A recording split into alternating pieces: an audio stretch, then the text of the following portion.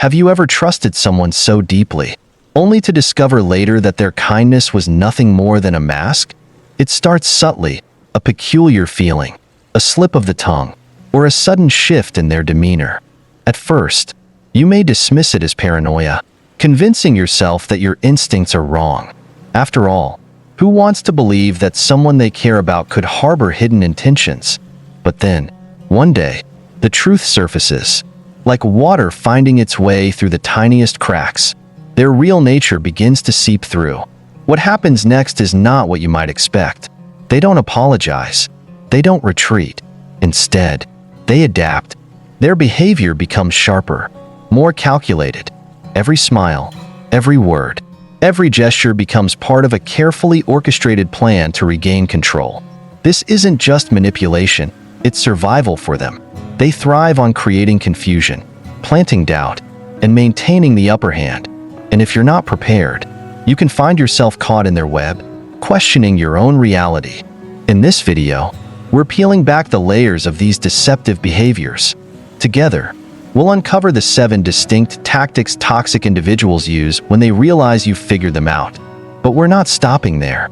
This isn't just about spotting the signs. It's about equipping yourself with the tools to respond with strength, clarity, and grace.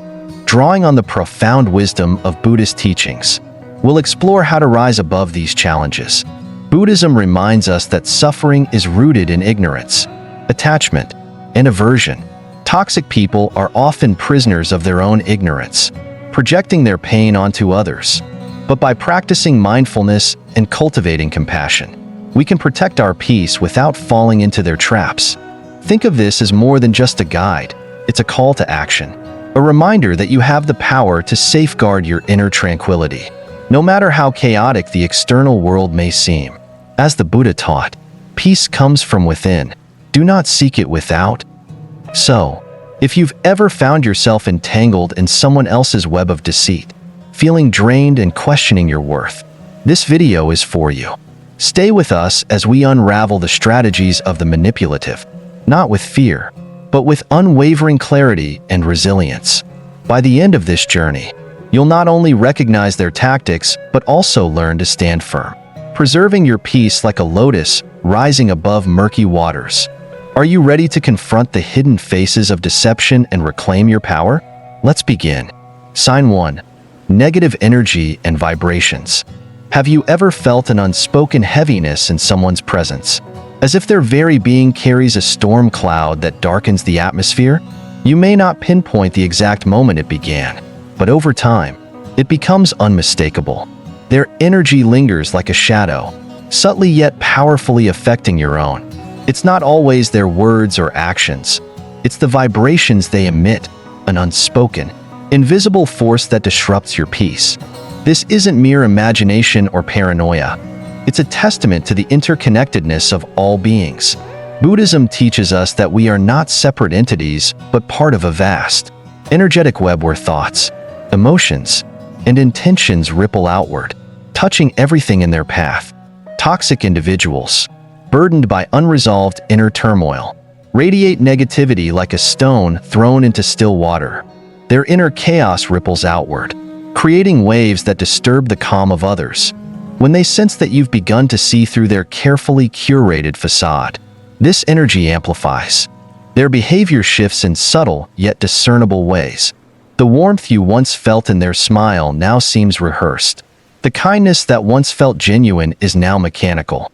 Their words, once casual, carry an edge, a sharpness designed to provoke unease. These changes are not accidental. They are intentional. Toxic individuals thrive on control, and when they feel that control slipping, they use their energy to destabilize you, to draw you into their emotional storm. At first, you might try to rationalize it. Perhaps they're just having a bad day. Maybe you're reading too much into things. But over time, the pattern becomes clear. Their negativity isn't fleeting. It's deliberate. It's a strategy born of ignorance and fear. What Buddhism identifies as avijja, a lack of understanding of the true nature of reality. They are trapped in their own suffering, projecting it outward because they lack the tools to confront it within themselves. Buddhism offers profound insights into this dynamic. The The Buddhist teachings on karma remind us that the energy we put out into the world reflects the state of our inner being. Negative energy is a manifestation of unresolved suffering, a sign of ignorance and attachment to ego. It's a cycle that perpetuates itself. Their suffering fuels their behavior, and their behavior spreads suffering to others. But here lies the power of mindfulness, Sati. Instead of being pulled into their storm, you can choose to observe it. Mindfulness allows you to stay present, recognizing their energy without absorbing it. Much like watching a storm from the safety of a shelter, I remember vividly an experience with a colleague who, at first, seemed like an ally. They were warm, encouraging, and quick to offer praise. But as time went on, small cracks began to appear. They started to subtly critique my work, offer advice that felt more like veiled criticisms, and monitor my actions in a way that felt invasive. Their presence began to feel heavy, as if they carried a quiet tension that affected everyone around them. Initially, I tried to ignore it, brushing off the discomfort as a misunderstanding or a reflection of my own insecurities. But the patterns persisted, and I realized this wasn't about me, it was about them. One particularly difficult day, their energy felt almost suffocating. I went home feeling drained, carrying their negativity with me like an unwanted weight. That evening, I turned to meditation, something I had been practicing inconsistently. I sat quietly, closed my eyes, and visualized their negativity as a passing storm cloud. In my mind's eye, I watched it drift across the sky, dark and ominous, but ultimately impermanent. As I breathed deeply, I imagined myself rooted like a tree, unshaken by the winds of their energy. The next day, I made a conscious decision. I would not react to their negativity. I would acknowledge it without engaging with it. Instead of focusing on their actions, I redirected my energy toward my work and the relationships that uplifted me. Gradually, their influence over me began to fade. They still projected their energy, but it no longer penetrated my peace. I learned that their negativity couldn't harm me unless I allowed it to. This experience taught me a profound lesson about the power of detachment. The Buddha often compared the human mind to a lotus flower, which rises above the mud and blooms untainted. In the same way, we can choose to rise above the negativity around us, remaining untainted by the emotional chaos of others. This doesn't mean ignoring or denying their behavior. It means recognizing it for what it is, a reflection of their suffering, not a reflection of you. The Buddha once said, "Holding on to anger is like grasping a hot coal with the intent of throwing it at someone else. You are the one who gets burned." Negative energy operates in much the same way. If you hold on to it, if you let it infiltrate your mind and heart, you suffer unnecessarily. But if you let it pass through you, like wind through trees or water flowing over stones, it cannot harm you. You remain steady, grounded in your own peace. It's easy to fall into the trap of retaliation, to mirror the negativity of others as a form of defense. But Buddhism teaches us that this only perpetuates the cycle of suffering. True strength lies in breaking the cycle, in responding with mindfulness, compassion, and equanimity. When faced with toxic energy, remember that you have the power to choose your response. You can acknowledge their storm without stepping into it. In the end, their negativity is their burden, not yours. By cultivating mindfulness and practicing detachment, you protect your peace while offering them the silent gift of your understanding. Perhaps, in time, your calm presence will inspire them to confront their own suffering. Or perhaps it won't. Either way, your peace remains intact, unshaken by the storms around you. That is the true power of mindfulness, the ability to remain rooted in clarity and compassion, no matter how strong the winds may blow. Sign 2. Lies to cover lies. Deception is like a labyrinth. The deeper you venture, the more entangled you become. Toxic individuals, when their lies are uncovered, rarely face the truth with courage. Instead, they weave additional layers of deceit, constructing a web so intricate that it not only ensnares those around them, but eventually traps themselves. This behavior isn't rooted in malice alone. It stems from fear. Fear of losing control. Fear of being exposed. Fear of facing their own reality. Lies become their shield, their desperate attempt to maintain the fragile image they've created. Even as it begins to crumble, it starts small, a simple falsehood uttered to avoid discomfort or scrutiny. But lies have a way of compounding, growing like vines in a neglected garden. Each new deception requires another to sustain it, and before long, the liar finds themselves imprisoned in a maze of their own making. Toxic individuals excel in this craft. They manipulate with skill, blending truth with fiction so seamlessly that even those closest to them struggle to discern where one ends and the other begins. But eventually, the weight of their dishonesty becomes too much to bear, and cracks begin to show. In Buddhism, the act of lying is more than just a moral misstep. It is a symptom of deeper suffering. Lies are born from ignorance, avijja, and attachment, the twin forces that cloud our perception of reality. People lie to protect their illusions, clinging to a false sense of self built on fear and insecurity. The Buddha taught that truthfulness is a cornerstone of authentic living, emphasizing samavaka, right speech, as a critical element of the Noble Eightfold Path.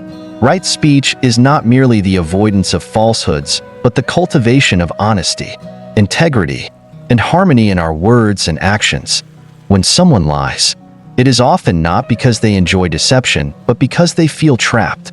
The toxic individual fears what might happen if their truth is known, so they construct a narrative that fits their desired reality. But this falsehood, rather than freeing them, becomes a cage, locking them further away from peace. The Buddhist teachings remind us to approach such situations with mindfulness and compassion.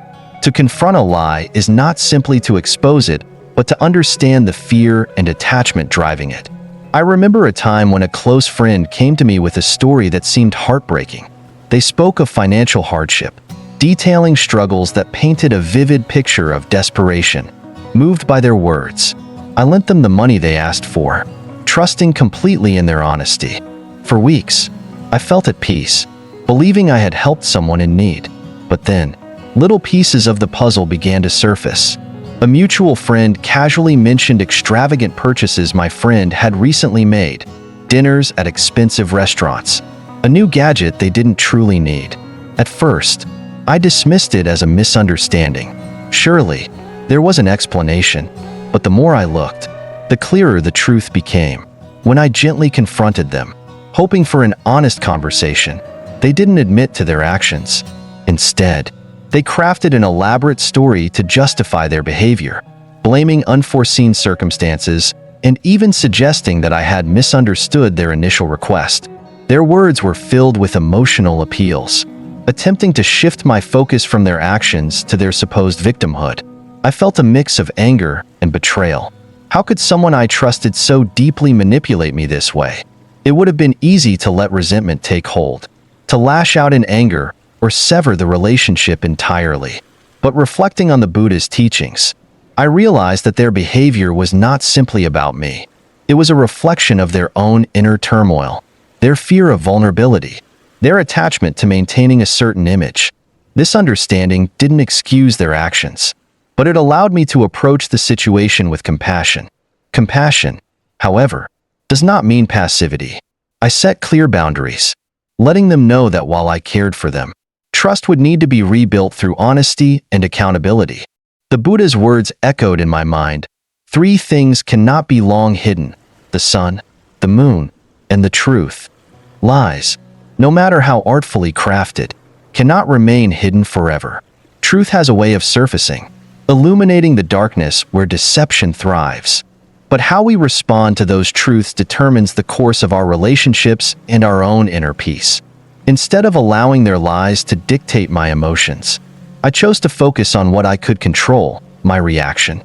I decided not to carry their burden of dishonesty, but to remain rooted in my own values of honesty and integrity. Over time, this approach not only preserved my peace, but also created an opportunity for growth in the relationship.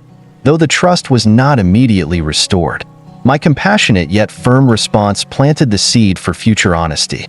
Lies are destructive not only to relationships, but to the individuals who tell them.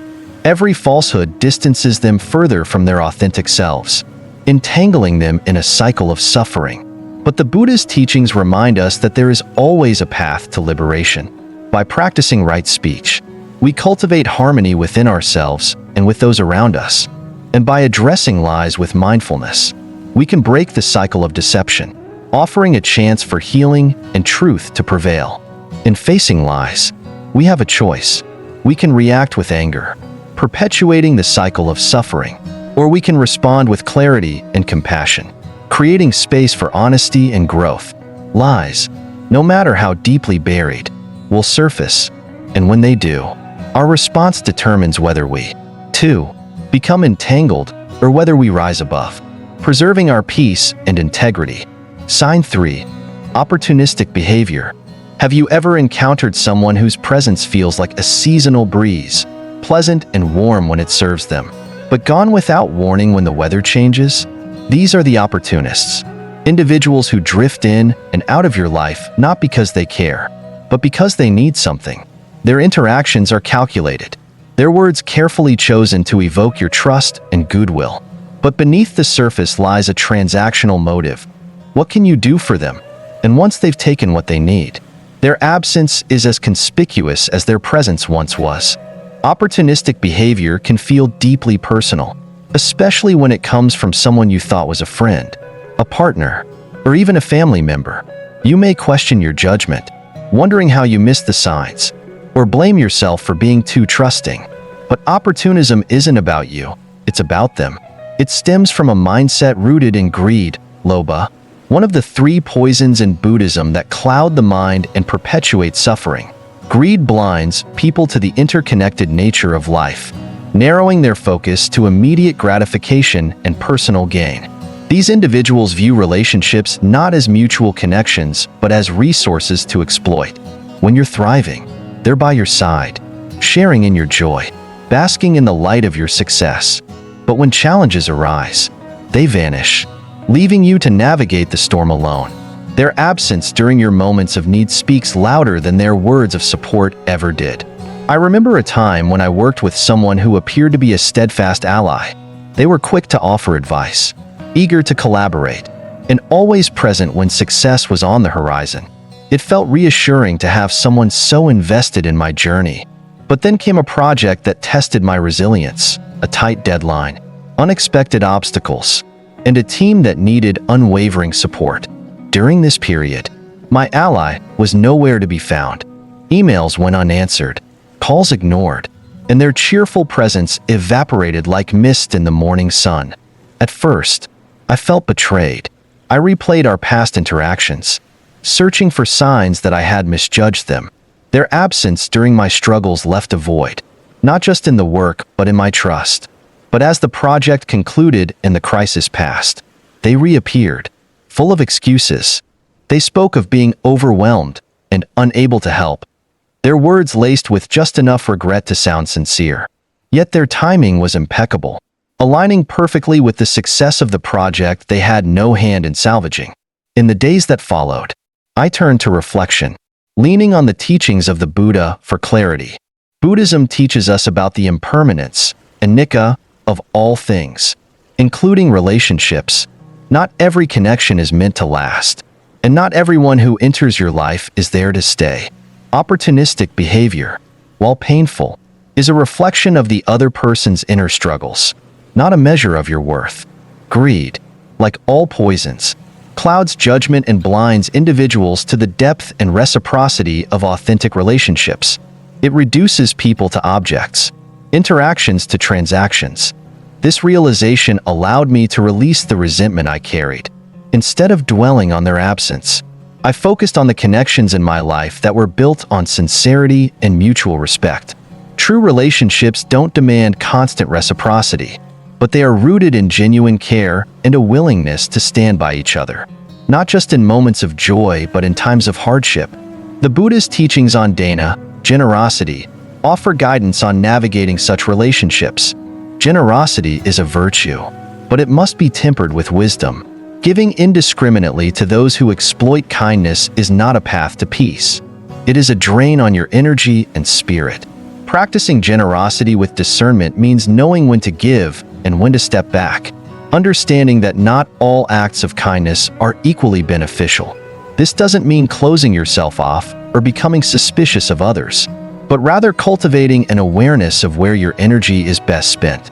As I applied this perspective to my own experience, I realized that the opportunist's actions had given me a gift, a clearer understanding of the relationships that truly matter. Their absence highlighted the strength and depth of the connections that remained, those built on trust, respect, and mutual support. The Buddha's words resonated deeply. Better than 1,000 hollow words is one word that brings peace. It reminded me to seek relationships that nourish the soul rather than drain it. Opportunists may take advantage of your kindness, but their presence in your life is often temporary. They come and go, like passing clouds, leaving behind lessons if you're willing to see them. Their behavior teaches you to value authenticity, to invest in connections that uplift and inspire you, and to recognize that your worth is not determined by those who fail to appreciate it. In the end, opportunistic behavior is a reflection of the other person's priorities and limitations. It's not a reflection of you. By embracing the impermanence of such relationships and focusing on cultivating genuine connections, you free yourself from the cycle of disappointment and resentment. And in that freedom lies peace, the kind of peace that no opportunist can take away. Sign 4. Subtle insults. Sometimes, the most insidious form of toxicity doesn't announce itself with hostility but seeps in quietly, eroding your confidence little by little. It's not the loud arguments or overt confrontations. It's the subtle remarks, the veiled insults that slip into conversations and linger in your mind long after. These comments often seem innocuous at first glance, yet they carry an undertone meant to unsettle you. Toxic individuals wield these remarks like invisible weapons, designed not to draw obvious attention, but to make you question yourself, your abilities, and even your worth. Their words might come in the form of a casual comment, "I wouldn't have done it that way," or "Why didn't you think of this earlier?" On the surface, these statements may appear harmless or even constructive, but over time, their cumulative effect is anything but. Each remark chips away at your self-esteem, planting seeds of doubt that can grow into a forest of insecurity if left unchecked. Their goal isn't to offer guidance or feedback, it's to destabilize you, to make you question your decisions so that you become easier to influence and control. The true cunning of subtle insults lies in their ambiguity. Because they are veiled, it's easy to second-guess your reaction. Am I overthinking this? You wonder. Maybe they didn't mean it that way.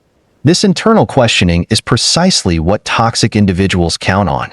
By keeping their barbs just beneath the surface, they ensure that you expend more energy doubting yourself than addressing their behavior. Buddhism offers profound insight into this behavior.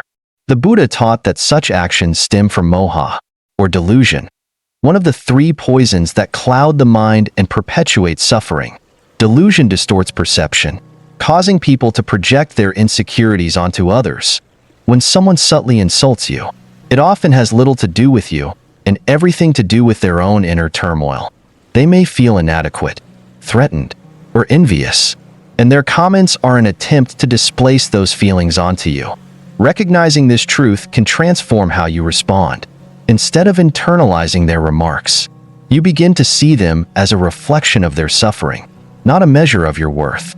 I remember sharing an ambitious project idea with someone I considered a close friend. I was excited, full of energy and optimism, eager to hear their thoughts.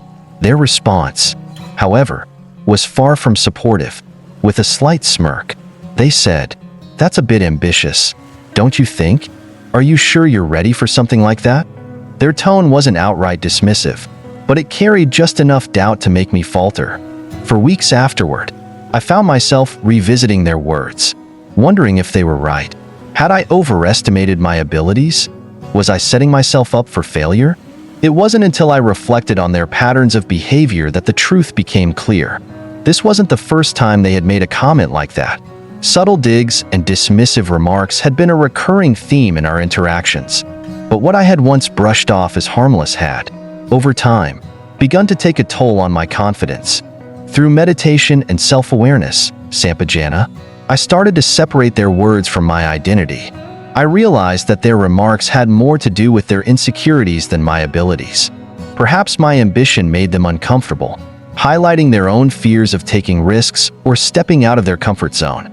The Buddhist teachings remind us that our worth does not lie in the opinions of others, but in our understanding of our inherent nature. External validation, or its absence, cannot diminish the value that is already within you. The Buddha said, "You, yourself, as much as anybody in the entire universe, deserve your love and affection." These words serve as a powerful reminder that self-worth is not up for negotiation. No one's comments, no matter how subtle, have the authority to define who you are. Once I reclaimed this understanding, everything changed. Instead of second-guessing myself, I focused on my intentions and capabilities. I revisited my project with renewed confidence, reminding myself that my ideas were valid and worthy of pursuit. The act of separating their remarks from my self-perception was liberating. It didn't mean their words no longer stung, but it meant they no longer had the power to hold me back. Responding to subtle insults doesn't always require confrontation. In many cases, the most effective response is an internal one, shifting your perspective and refusing to let their words take root in your mind. This doesn't mean ignoring their behavior entirely. It means recognizing it for what it is and choosing not to engage on their terms. Instead of reacting defensively, you can maintain your composure and redirect your energy toward your goals and self-growth. Toxic individuals thrive on sowing doubt, but doubt cannot flourish where there is clarity and self-assurance. By practicing mindfulness and self-awareness, you create a mental space where their words lose their sting. This isn't always easy. It takes effort to untangle yourself from the web of subtle manipulation and reclaim your sense of self. But with practice, it becomes second nature. Over time, I learned to approach these situations with compassion, not just for myself, but for the individuals behind the insults. Their behavior, while harmful, was a symptom of their own struggles. This didn't excuse their actions, but it allowed me to let go of resentment. Compassion, as the Buddha taught, is not a weakness but a strength. It enables us to see beyond the surface and respond with wisdom rather than anger. The lesson here is simple yet profound. Your worth is not up for debate. When faced with subtle insults, remind yourself of your value and let their words pass through you like the wind. Their comments may aim to diminish you, but they cannot succeed unless you allow them to. Instead, use these moments as opportunities to affirm your confidence, deepen your self-awareness, and strengthen your resilience. True power lies not in controlling others, but in mastering your own mind and emotions. In the end, subtle insults say more about the person delivering them than the one receiving them. By recognizing this truth, you free yourself from their influence and reclaim the peace and confidence that are rightfully yours. Sign 5. Reinvented reputation. When toxic individuals are confronted with the truth, their immediate instinct is rarely to take responsibility. Instead, they rewrite the narrative, spinning an intricate web of justifications and half-truths designed to shift the focus away from their actions. It's not about genuine remorse or change, it's about control. By manipulating the narrative, they attempt to reshape your perception, making you question not only their culpability but your own judgment as well. At first, their efforts may seem convincing.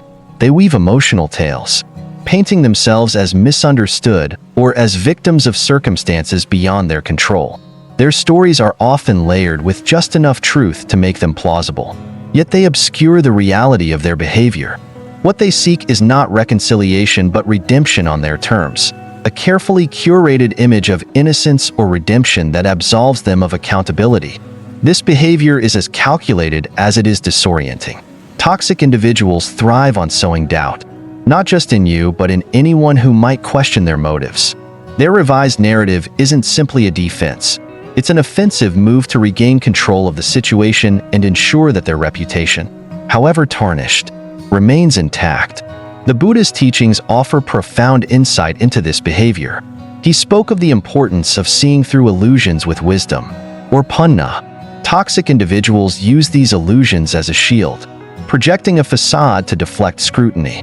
Practicing mindfulness and discernment allows us to see beyond their smokescreen, to recognize their attempts to manipulate the truth and reclaim our clarity. I remember vividly a time when someone I trusted deeply betrayed me. It wasn't a small misunderstanding, but a deliberate act that undermined our relationship. Gathering my courage, I confronted them, expecting either an apology or at least an honest conversation.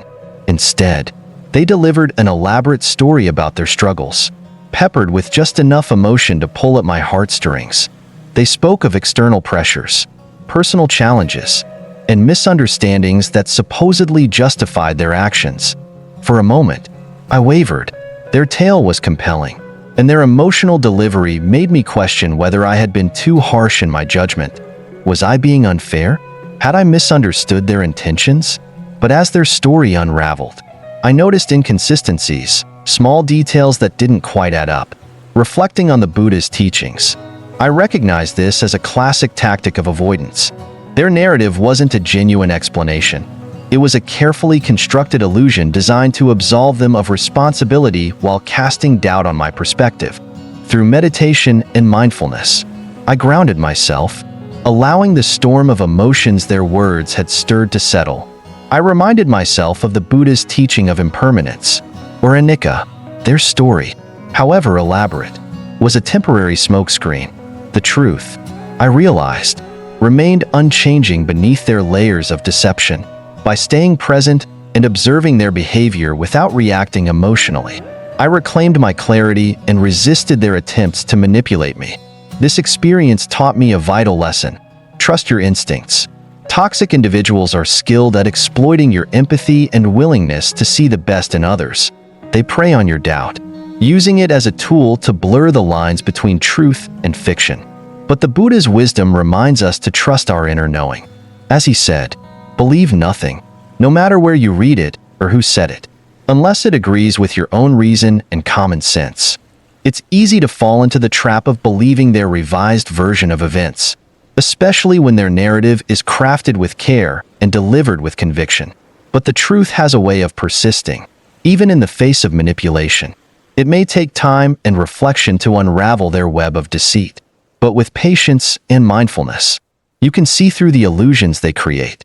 Responding to this behavior requires a balance of compassion and firmness. Compassion allows you to acknowledge their struggles without excusing their actions.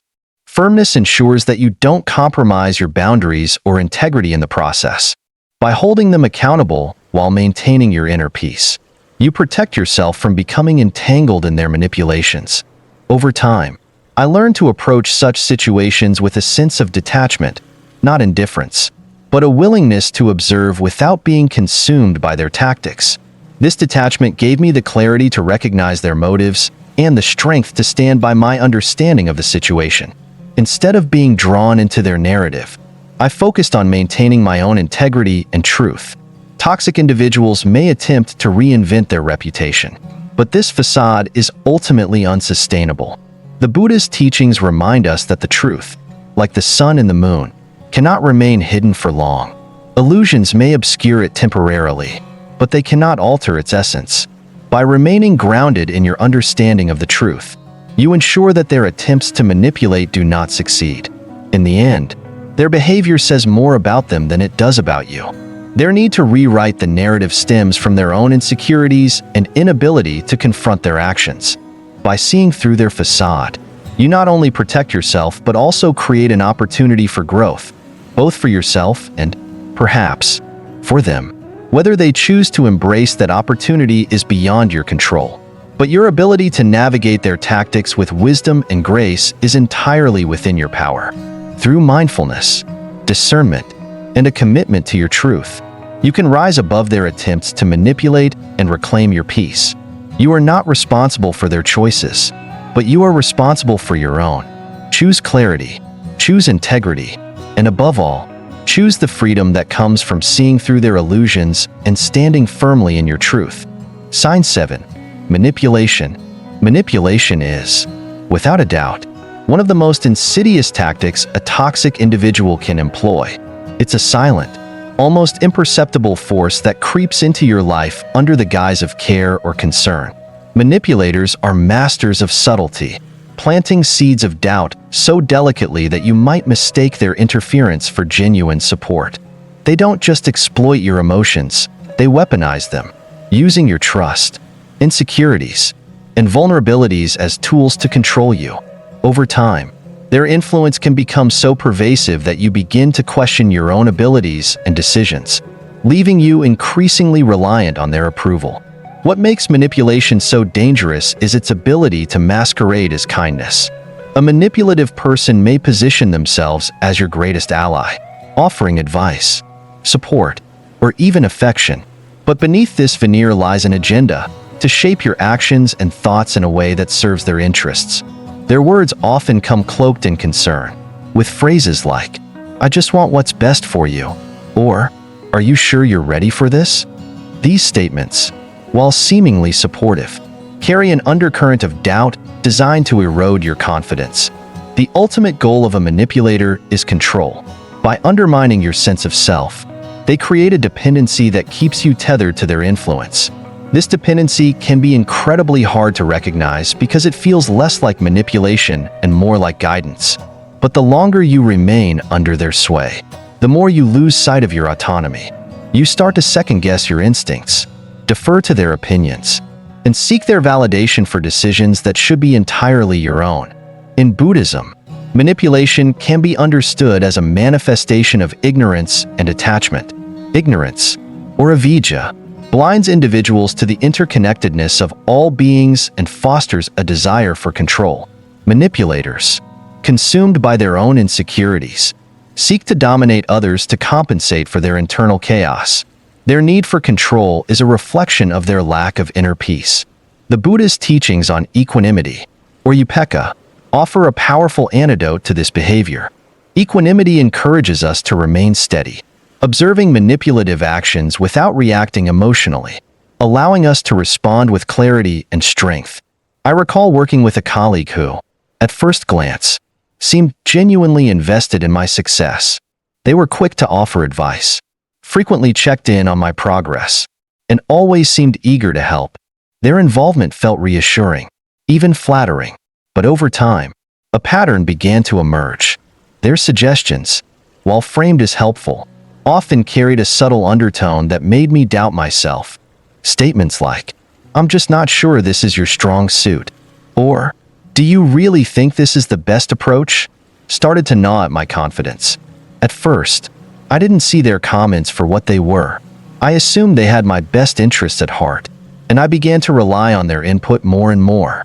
I sought their advice before making decisions, fearing that without their guidance, I might fail. It wasn't until I stepped back and reflected on our interactions that I realized their advice wasn't about helping me.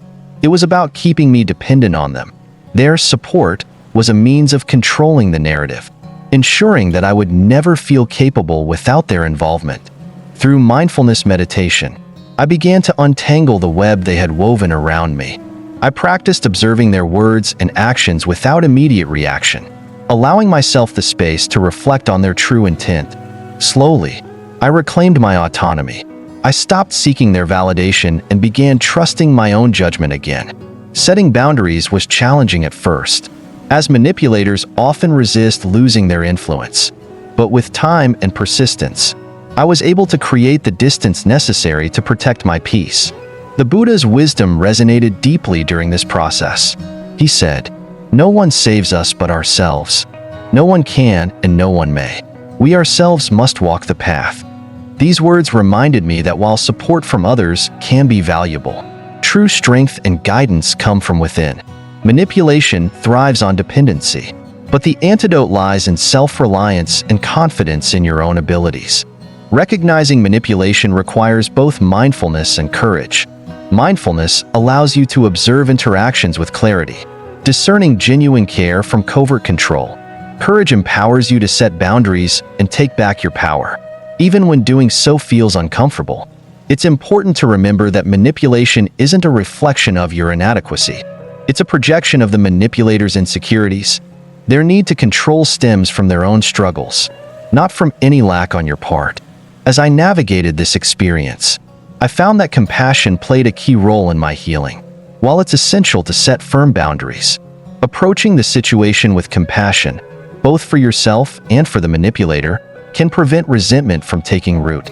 The Buddhist teachings emphasize that compassion is not about excusing harmful behavior, but about understanding the suffering that drives it. By recognizing the manipulator's actions as a symptom of their own pain, you can release anger and focus on maintaining your inner balance. Manipulation, for all its subtlety, cannot succeed without your participation. The moment you recognize it for what it is, you reclaim your agency. You begin to see that their approval is not a necessity but a burden, one you are free to set down. Trusting yourself becomes an act of liberation, a step toward reclaiming the autonomy that manipulation seeks to erode. The lessons from this journey extend far beyond any single interaction. They remind us of the importance of self-awareness, the value of setting boundaries, and the strength that comes from trusting our own instincts. Manipulators may attempt to pull you into their orbit, but your peace lies in choosing to stand firm in your truth.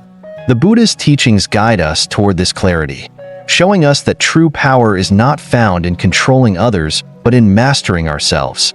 In the end, manipulation loses its grip when faced with confidence and self-reliance. By practicing mindfulness and equanimity, you can see through the facade, protect your peace, and walk your path with unshakable clarity. No one else's approval is required. Only your belief in yourself and your commitment to living authentically. That is the ultimate freedom. As we've journeyed through these 7 behaviors, we've uncovered more than just the tactics of toxic individuals. We've explored the deeper truths about human suffering, ignorance, attachment, and delusion, and the ways they manifest in our relationships. But perhaps the most important lesson is this: we are not here to change others. Our purpose is to nurture our own peace, to cultivate a resilience that remains unshaken even in the face of negativity. The Buddha's words echo as a gentle reminder: you, yourself, as much as anybody in the entire universe, deserve your love and affection. In a world that often pulls us in many directions, protecting your peace is not just an act of self-care, it is an act of necessity.